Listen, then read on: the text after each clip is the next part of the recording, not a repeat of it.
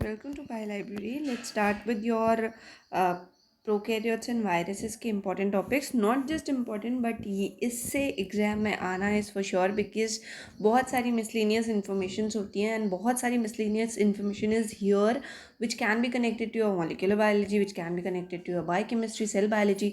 So ये integrated format में आएगा and you'll not be able to judge कि कौन सी unit से आया. तो बेसिकली प्रोकैरियोट्स एंड वायरसेस के कुछ पोर्शंस हैं जो आपको you can't afford to skip them or avoid them, right? Let's start. So first one is your bacterial, viral, prion, viroid, their diseases as well as the antibiotics. Of course antibiotics will be for कि जिनके लिए वो आती हैं, for example bacteria के लिए आपको मिल जाएंगी. Then you will have viral के लिए एंटीबायोटिक्स नहीं होती बट एंटीवायरल जो भी मेडिसिन है वो, एंटी फंगल मेडिसिन जो हैं वो, एंड प्लस कौन सी medicine which will affect your mitochondria but will not affect your nuclear DNA. ये सारी चीज़ें बेसिक कॉन्सेप्ट एंटीबायोटिक्स के साथ आपको ख़त्म करना है. देन स्ट्रक्चर ऑफ टीएमवी में इसलिए बोलती हूँ क्योंकि TMV is very special. First in having RNA. दूसरा वैसे भी आप बोलोगे कि हाँ plant viruses mostly they are RNA viruses, तो टीएमवी में ऐसा कुछ नहीं है. तो टीएमवी का स्ट्रक्चर इल्यूसिडेशन फर्स्ट वायरस था जिसका कि स्ट्रक्चर इल्यूसिडेट हुआ था.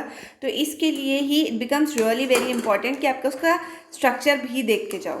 ठीक है. उसके बाद role of DNA in hepatitis. अच्छा हाँ, ये रोल ऑफ डीएनए नहीं, सॉरी, आरएनए या डीएनए हेपेटाइटिस वायरस के जो ए से लेके ई फॉर्म होते हैं उसमें से आपको ये देखना है कि कौन सा डीएनए है और कौन सा आरएनए है.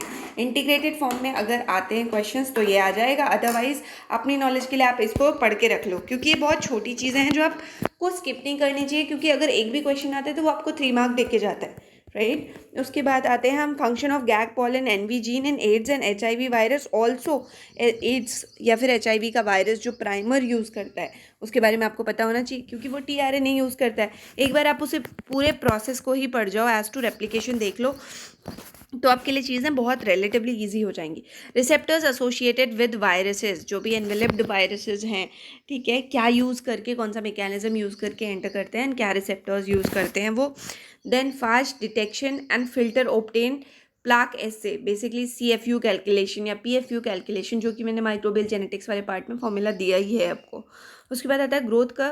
पहला आपको viral DNA replication. See bacterial growth in culture media you always see, but आपको वायरल डीएनए रेप्लिकेशन साथ में देख के जाना है क्योंकि अगर इवॉल्व हुआ तो ये वाला जो आपके पास ग्राफ आता है उसी से आएगा. उसके बाद आता है कि डिस्कवरर ऑफ फाज. होता क्या है कि टोर्ट एंड डीहेरल और टेमिन एंड बाल्टीमोर में लोग बहुत कंफ्यूज होते हैं, तो आप एक बार कंफर्म करके जाना कि आपके लिए फाज का डिस्कवरर कौन था. उसके बाद what are the sterilization method physical and chemical. ये मैंने इसलिए भी कहा है because you have ionization methods and radiation का इंस्टीट्यूट है, अगर पूछना होगा तो उस वाले पार्ट से भर भर के क्वेश्चन आ सकता है. पास्चराइजेशन, टेम्परेचर एंड टाइम, यानी कि जब आप लो टेम्परेचर वाला करते हो और ज़्यादा टाइम के लिए रखते हो प्लस हाई टेम्परेचर और कम टाइम के लिए रखते हो, वो दोनों आपको देख के जाने हैं. आई थिंक LHT बोलते हैं और HHT बोलते हैं.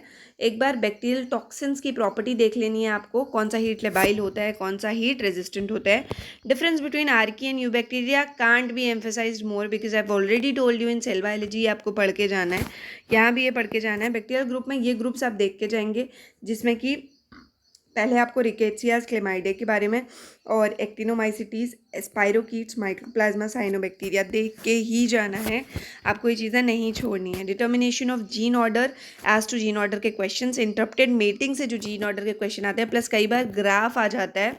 ऑल दो BRC में अभी मैंने जीन में आपके लिए ग्राफ तो मुझे याद नहीं है, मैंने एग्जाम दिया है जब भी, लेकिन हो सकता है आ जाए, तो उससे भी आपको जीन ऑर्डर निकालने का क्वेश्चन आ सकता है.